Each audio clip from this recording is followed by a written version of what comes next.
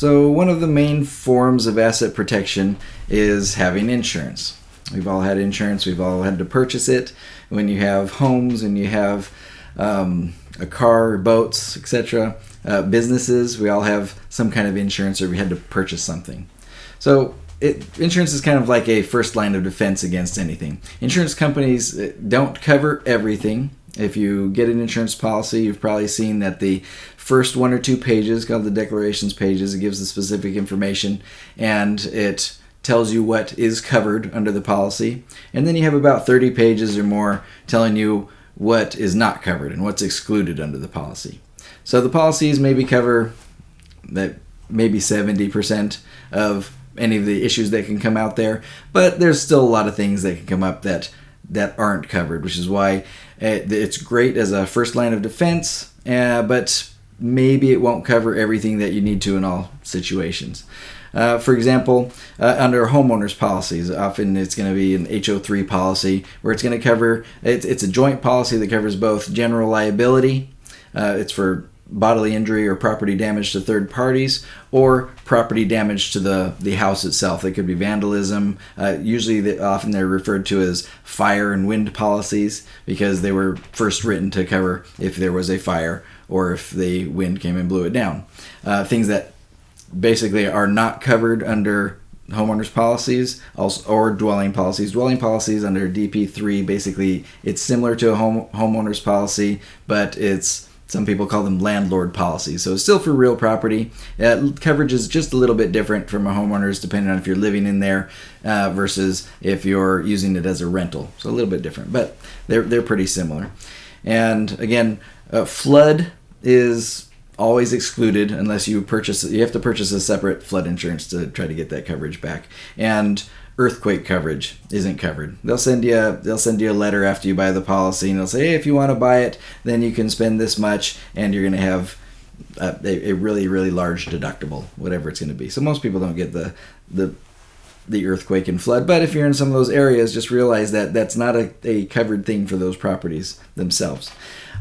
People on top of their in addition to their homeowners policy, for your personal liability policies, usually you're also going to have an auto policy.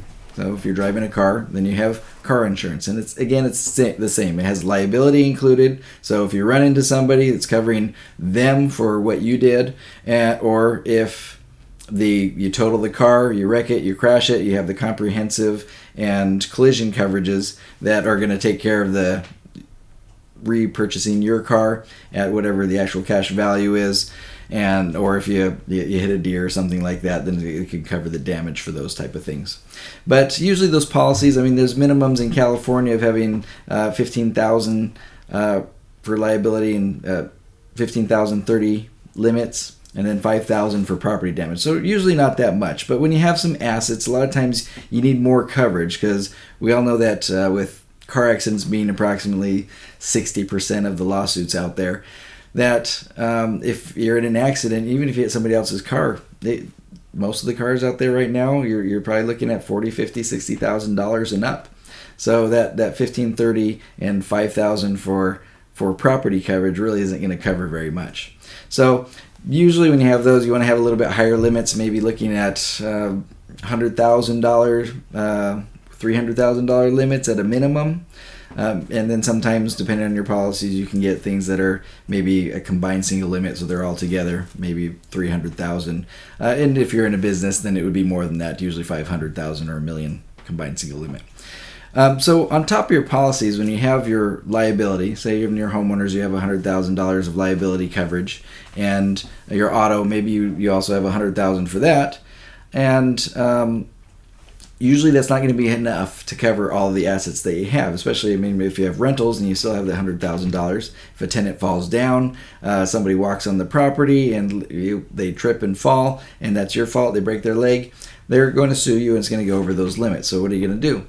What a lot of people want to do is, a good thing to do is to get a PUP or a personal umbrella policy. So the personal umbrella, you can add $1 million layers on top of your homeowners, on top of your dwelling, on top of your auto, and it'll even cover things like your boats and personal watercraft and your ATVs and things like that. So it's another coverage on top of it. It's usually a following form, so it's going to cover whatever you had on your underlying policies. They're probably going to require you to get something like $100,000 or $300,000 minimum on your underlying personal auto and homeowners and rental policies.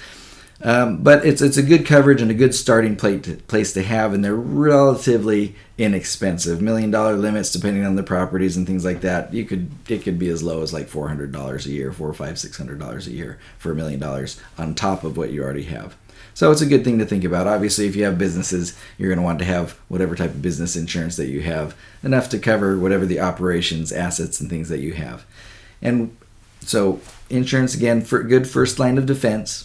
But once they get through that, or if there's something that's not covered, if you had Chinese drywall, if you have mold, if there's water leakage over time, which didn't happen all at once, and none of those things are going to be covered if people start getting sick because they came in because of that, if somebody trips and falls and it was a doctor, and they just got their license and they're going on, there's going to be usually going to be millions of dollars in a personal injury lawsuit that may not have coverage or may not have coverage in 30% or more of the cases, depending on what it is. So if that's the case, then you look into the second, third, fourth lines of defense.